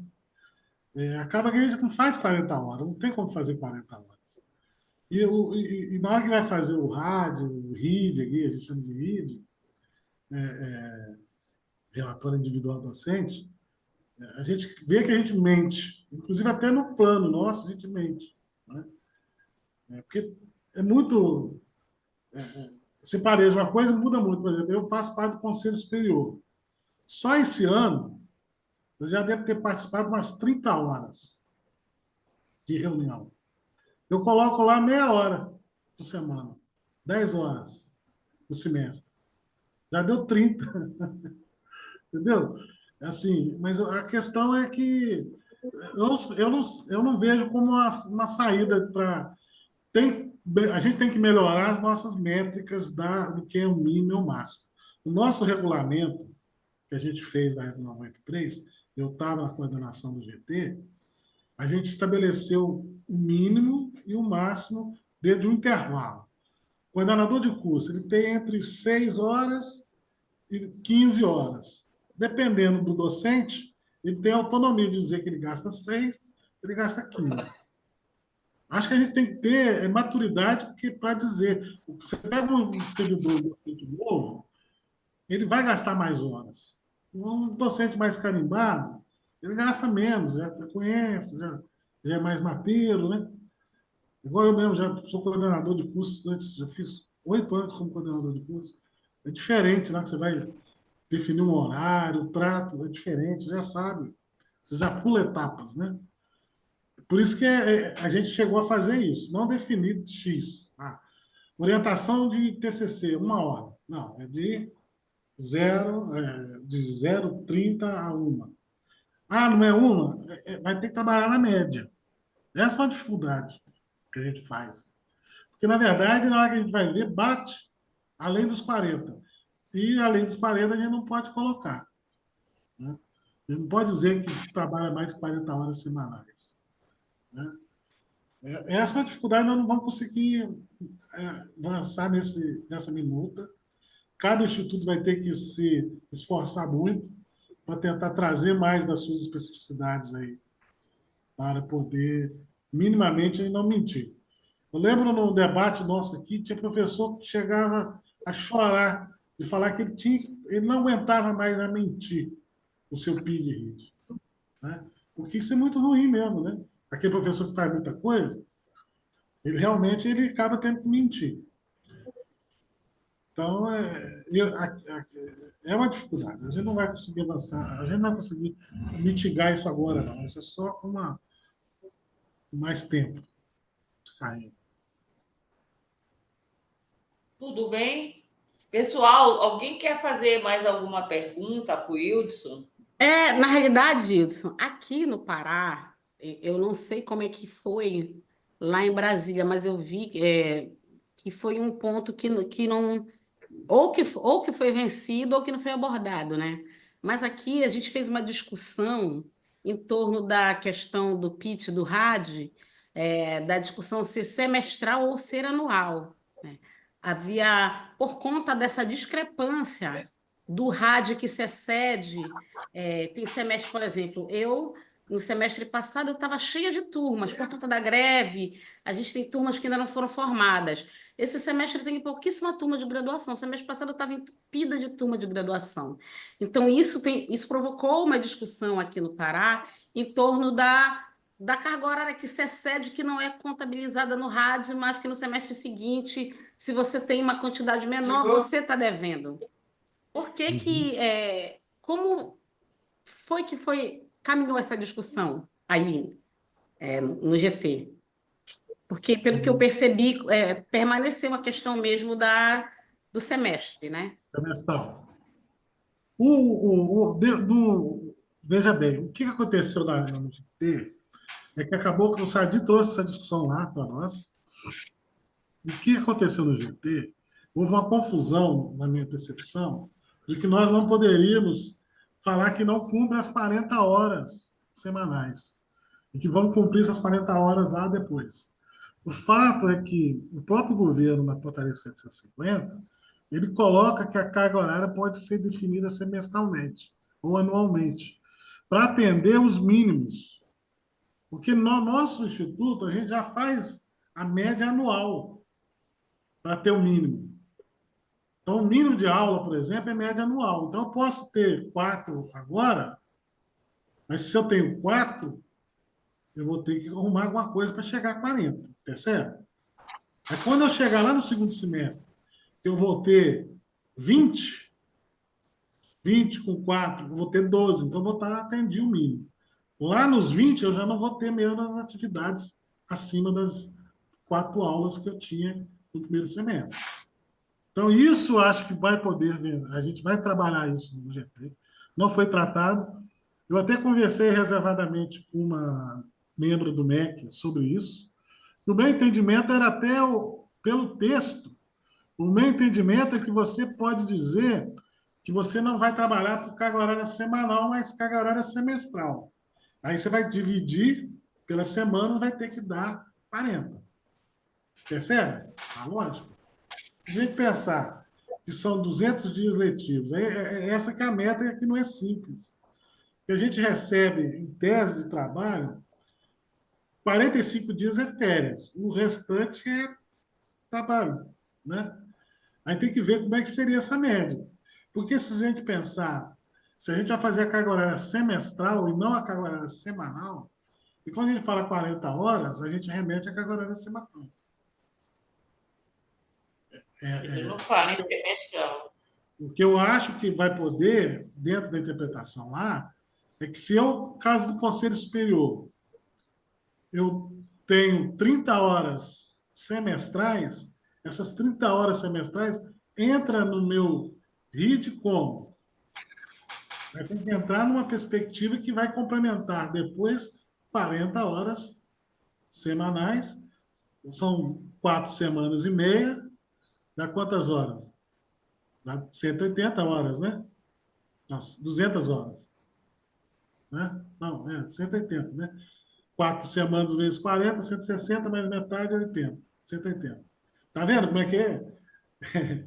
Porque, na verdade, a nossa carga horária não é linear. Porque tem semana que você trabalha muito mais de 40, tem semana que você não trabalha 40. Chega o final de dezembro, tem o recesso, você não trabalha. Mas quem sabe o cômputo do geral aí? Aí entra aí que houve uma discussão da legislação, vai permitir isso ou não, né? Você tem que ser tacitamente 40 horas semanais, né? Porque como a gente não tem o ponto, não vai precisar de ter o ponto, abre espaço para essa matemática aí que eu estava colocando aqui, que não é uma matemática fácil também não, né? Assim, fácil de implementar, fácil de fazer o cálculo, né? A Rita é professora de matemática, aí sabe mais do que nunca. Mas eu não sei se o governo está pensando nessa perspectiva. Mas isso é uma coisa que vai vir para o debate ainda. Mas aqui a gente já trabalhava com a média semestral, tá? Média anual. Porque a gente tem professores, na verdade, a maioria aqui no nosso campus tem mais aulas no primeiro semestre e menos no segundo. Por quê? Porque tem cursos que é entrada anual e é 1 ano e meio. Chega no meio do ano, o aluno formou 1 ano e meio. Naquele semestre não tem aula, porque só vai entrar a turma depois. Então, Oi? Acho que congelou o Wilson. não faz sentido esse cara tem que pegar aula, qualquer aula. Ah, nossa, qualidade de trabalho. Entendeu? Eu acho que essa discussão é que veio aí de vocês é que vai perdurar aí no GT, que é uma boa discussão. Não sei se Bem, sabe. pessoal, ninguém tem mais perguntas para fazer para o Wilson? Se Eu ninguém tenho. tiver pergunta mais para fazer para o Wilson, quem é que está falando? É o João. João está com mão Fala, levantada. João. Fala agora, por favor. Ah, não é bem uma pergunta, é mais um comentário complementando o que você falou, Rita. Que aqui essa questão da carga horária máxima e mínima, no contexto do Pará, eu acho que se complica ainda mais quando a gente pensa a nossa resolução aqui do IFPA 779, que define certos perfis com carga horária mínima e máxima de sala de aula e uma determinada distribuição para as outras atividades, né? E hoje em dia, quando a gente faz o pitch, a gente escolhe um desses perfis dependendo das atividades que a gente faz. Então, por exemplo, se a gente desenvolve duas ou mais atividades de extensão, sendo uma coordenação, a gente fica entre 8 e 10 de sala de aula. E aí, quando a gente vai fazer o RAD, ele cobra que a gente fica entre essas 8 e 10 e até então não tem uma opção lá para você mudar o perfil. Só que a gente sabe que muitas vezes o que a gente planejou não sai como planejado, né? E aí você coloca, assim, muitas vezes, inclusive, é uma coisa que vem, inclusive, da gestão. Você começa o semestre com 9 horas, foi o meu caso esse ano, por exemplo. Estava com 8 horas a aula, e eu terminei com 11. Então, eu já extrapolei o número de sala de aula por uma questão da própria gestão. Foram as aulas que foram colocadas para eu dar. Então, eu já extrapolei, digamos assim, o perfil que eu estava usando.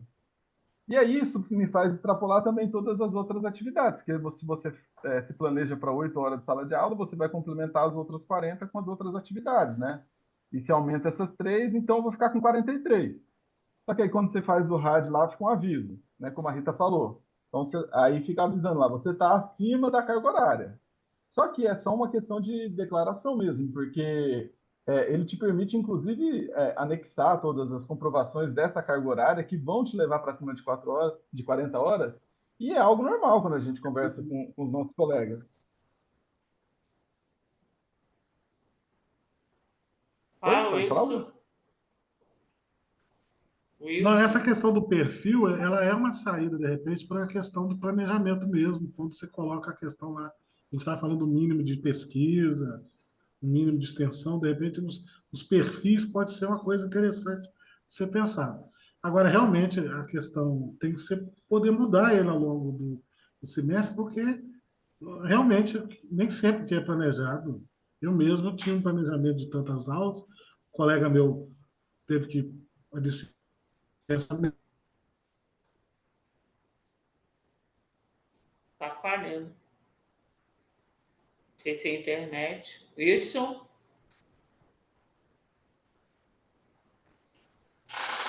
Wilson. Acho que o Wilson agora. O Caiu. Wilson. Ele caiu. Deixa ele tentar retornar. E aí, como já vai dar 18 horas, pessoal, eu tenho uma outra atividade agora, 18h30. Mas eu achei muito interessante a discussão. Espero que a gente possa. Cadê tu? Posso só concluir aqui, Rita? Pode, Tá, com certeza. deixa eu colocar o vídeo aqui, né? Todo mundo aparecendo, não. Daí o que eu queria chamar a nossa atenção aqui, já foi falado quando a gente estava fazendo a minuta da questão da carga horária da documentação do MEC, que seria importante, mas a decisiva é a gente pensar na nossa resolução que vai sair depois com base na mudança que vai acontecer no MEC, né? Porque eu acho que a gente vai ter que reformular a 779. E eu acho que essas questões que a gente está articulando aqui agora, a gente tem que ter elas bem consensuais para a gente batalhar elas quando a gente for reformular a nossa 779. Né? E aí pensar, eu acho que esses termos que a Rita colocou são interessantes, da gente pensar mínimo e máximo de determinadas atividades, como de sala de aula, mas pensar também dos outros âmbitos. Né? Porque senão, falas que eu já ouvi, por exemplo, né? Lá na 779 tem uma partezinha que fala em compromissos institucionais. Isso é usado por alguns da gestão para justificar que você tem que atender um número de X de sala de aula e você é obrigado. Né? Então, se tem lá 14 turmas de geografia e só tem um professor de geografia, é considerado como um compromisso institucional que o professor vai ter que escolher aquele perfil com o máximo de carga horária de sala de aula. E aí, esse compromisso institucional não cai para a gestão, que não contratou mais um professor de geografia ou algo do gênero. Então, eu acho que a gente já tem que pensar uma forma de garantir que ensino, pesquisa e extensão sejam, de fato, um tripé e que não seja só uma coisa, uma responsabilidade do docente. Né? Né? O próprio nome fala, responsabilidade institucional não é. Né? O docente todo mundo, né? de responsabilidade, né? Então acho que a gente tem que focar o nosso esforço aí também, depois de cumprir essa minuta de agora, de já ir discutindo os nossos pontos para a gente debater a 779 quando ela fosse reformulada. Porque vai, né? Esse é um grande desafio, sabe? Eu tinha caído, mas voltei. Eu ouvi a fala do João. Eu acho que é fundamental, João, que você colocou, essas participações agora, para dar um pouco de musculatura para o que vai virar a base da minuta, né, da resolução, que aí vocês possam já, quando for discutir a substituição da de vocês, as coisas fluem mais facilmente. Né? Esse ponto que você coloca é muito importante. Não é responsabilidade do docente, porque ele faz pesquisa, ele faz extensão. Não é, se ele faz, é porque é extensão, porque a instituição está dando condições a ele, é edital que ele está participando, é a curricularização que está dentro do currículo. Então, isso tem que ser uma responsabilidade institucional. Eu penso que a maturidade que eu tinha falado no início é que, em algum momento, a instituição vai ter que parar e ver qual é a nossa realidade hoje. O que eu preciso para adequar a resolução para o professor de geografia, professor de filosofia, o de sociologia, que tem o de áreas técnicas, por exemplo, de segurança do trabalho, da área de direito. Vai ter que ter dois, vai ter que ter três, entendeu? Essa é uma discussão que vai ter que vir. Né? Assim, ele vai ficar necessariamente com o mínimo, é uma necessidade institucional. Não é fácil esse debate, né? Porque a gente sabe que a gente tem uma expansão aí, vai precisar de mais gente, eles vão querer abrir mais vaga para integrado, mais vaga para educação básica, né? Então, é um desafio que a gente vai ter que travar. Eu acho que eles sabem disso. Não é à toa que o coordenador do GT é o diretor de expansão da rede. Então, ele está lá para frear certas coisas mesmo. É o papel dele, não mais que eu acho. E ele, inclusive, é companheiro meu, coincidência, é do meu campus, é do meu departamento. Ex-reitor nosso aqui. Então, ele sabe que o debate é franco. Né? Aí eu acho também que ele é um cara que não é bobo, ele não vai dar tiro no próprio pé. Então, ele vai ser pressionado lá, com certeza. Já está sendo, né? Wilson, terminou a tua fala? Sim, Rita. Ó, deixa eu só falar uma coisa antes de eu agradecer para o Wilson, que eu acho que é muito importante.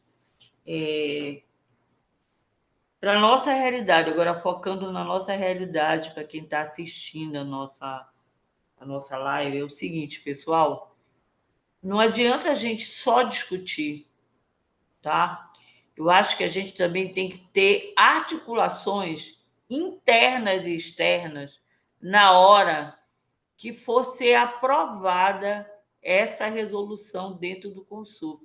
Porque o que eu tenho visto ao longo do tempo é assim: a gente faz a discussão, a gente discute, a gente sabe o que quer, sabe como conseguir, tem a maturidade suficiente por conta da nossa experiência em relação ao que vai ser aprovado e o que pode ser aprovado. O problema é que a nossa gestão ela é muito sem vergonha. Desculpa eu estar colocando isso, mas é sem vergonha, assim. Ela acaba fazendo aquilo que ela quer. E ela acaba fazendo aquilo que ela quer por quê? Porque o Consup, os docentes não se articulam com os técnicos, os docentes não se articulam com os alunos e não se articulam, às vezes, até com membros da própria gestão para aprovar coisas que são do interesse, digamos assim, da categoria. Então, ou a gente se articula, tipo assim, dentro do nosso campo, dentro das nossas atividades, ou nós vamos, por exemplo, ter toda uma discussão, todo um trabalho para um projeto de lei belíssimo, uma nova mudança de carreira, mas que ela não vai se realizar por conta da nossa falta de articulação. Isso é uma coisa que eu estou dizendo porque eu já vivenciei muito isso dentro do Instituto Federal. Aproveitar também, agradecer, viu, Wilson, pela tua paciência, pela tua boa vontade, de você estar aqui discutindo coisas super importantes que eu acho que é importante de a gente estar discutindo aqui sobre a carreira. Amanhã a gente vai ter essa mesma discussão com os técnicos, nós fizemos questão de fazer separado os docentes e os técnicos, porque nós estamos num momento crucial, tá entendendo? Da nossa instituição e que mudanças serão feitas, tá? Agradeço muito a todos os presentes, Rita, João, Clédio, Érica, Rita, Laurini. Se alguém quiser mais falar, eu agradeço muito. Rita, estão me escutando? Estão me Fala, ouvindo? então, Quero, na verdade, parabenizar a tua fala, que você colocou aí realmente uma realidade, que como o Wilson colocou aí, não é só do IFPA, né? De alguns institutos. Só que o que a gente tenta, na verdade, fazer hoje? Eu estou como membro do Consup também, a Laureni está aí como representante, e outros colegas que estão lá. As pautas que estão sendo encaminhadas para nós, junto ao Consup, elas são encaminhadas com 15 dias de antecedência. Então, agora, essas pautas, quando é principalmente uma pauta polêmica, nós estamos pegando essas pautas e fazendo uma grande reunião com a comunidade, tá entendendo? Porque eu vejo, como tu colocou aí, se não adianta ter uma construção de um documento lindo, que ao voltar para o nosso campo, e no Consup nós estejamos de mãos atadas e vão aprovar o que quiserem. Então, eu acho que nós temos sim que estar dando publicidade nos documentos, chamando a comunidade, apresentando à comunidade o que está acontecendo. Recentemente nós tivemos um documento, que isso aí foi até uma motivação de solicitar a discussão mais ampla, que foi em relação à questão do documento que foi proposto para a questão de resguardar a viagem de docentes e servidores, de servidores e alunos também. Só que não foi discutido isso com a base. Então, mas teve uma repercussão tão grande que não teve como passar. Mas aí vem como pauta depois, bomba novamente. Mas o que nós precisamos fazer? Pegar esses documentos, divulgar, chamar nossa base. Nós fomos eleitos por uma base. E essa base precisa saber o que está acontecendo na nossa instituição, sabe? Não pode passar, as coisas não podem passar mais como passavam antes. Chegava lá, aprovava e pronto. Entendeu? Eu acho que nós temos que divulgar sim, colocar para a comunidade o que está acontecendo. E eu acho que é isso aí, é um trabalho de formiguinha que nós estamos aqui, por exemplo. Você chamou essa reunião hoje aí, para nós discutirmos. Muitos não tiveram como participar, vão ter acesso a essa filmagem, a essa gravação de hoje. Essa gravação de hoje. Então, isso aí é muito importante para a gente, sabe? Então, é assim, eu acho que realmente é uma questão coletiva e o primeiro passo já foi dado. Quero agradecer ao Wilson também aí pela grande fala, né? Pela fala esclarecedora aí na reunião, né? Participação dos colegas também, aí o João, que participou das nossas reuniões lá, que nós fizemos, que está aí participando também. E assim, Laureni, que está aí, os outros colegas que estão fazendo parte da reunião. E dizer que nós estamos aqui para tentar, na verdade, ser o mais democrático possível. Nós temos que entender que o que nós estamos discutindo aqui não é o melhor para mim, como indivíduo. Eu tenho que pensar na comunidade, o que é melhor para a comunidade, o que é melhor para a nossa categoria, né? Eu acho que isso aí tem que ser levado em conta, tá bom? Parabéns novamente pela atitude aí, pela grande atitude do sindicato em ter chamado o nosso amigo Wilson aí para estar participando conosco e os colegas que estão aqui hoje até o final, tá certo? Obrigado, Wilson. Obrigado, Rita. Obrigado a todos aí, Laureni. Ei, o Wilson é nosso. Wilson, pode fazer as suas considerações finais. Não, eu que agradeço aí a participação, a paciência aí, né? Estou à disposição, se vocês quiserem novos encontros aí, estou aí à disposição para ajudar vocês. Nós vamos fazer. Nossa, aí, como membro da Comissão Nacional Docente, sempre vai melhorando a nossa capacidade de intervir, né? Porque a gente está lá como negociador, então ouvir falas, a gente aprende também, né? A gente sedimenta o conhecimento para poder lutar lá na frente. Eu acho que a Rita falou uma coisa boa, acho que a gente tem que começar a articular dentro da base, né? Inclusive é uma minuta, na nossa minuta, obrigar que a resolução seja feita uma discussão ampla com a comunidade, até paritária, né? Juntar aí a comunidade toda, fazer um pouco como a gente já fez aqui às vezes, faz audiência pública, né? Consulta pública, e só depois que o documento vai para o CEP aqui, passa no CEP e vai para o Conselho Superior depois. E aí, Wilson, só uma contribuição à tua fala. O Clédio se escreveu aqui, olha. Essa reunião entra no pitch. Na verdade, tudo isso é pensado. Você sabe disso. Nós colocamos lá, não foi? Lá em Brasília, não foi? Que Foi. até as mensagens de WhatsApp, de grupos, isso aí foi sugerido pelos colegas em reuniões, né? Que, na verdade, querendo ou não deixa de ser né, um tempo que você está reservando para contribuir com a instituição, né? Então, Sim. realmente, se nós formos somar tudo isso aí, né, já vai bater mais de 60 horas, né? Você sabe disso, né? Isso é De verdade. crédito, já é 2 horas de aula para ti, a reunião. Vou pedir a declaração. Falou, gente. Um Gente, abraço para vocês. tá bom, Wilson. Um Até a abraço, próxima. pessoal. Até a Um abraço. próxima, viu? Tchau. Tchau. Um abraço para todos.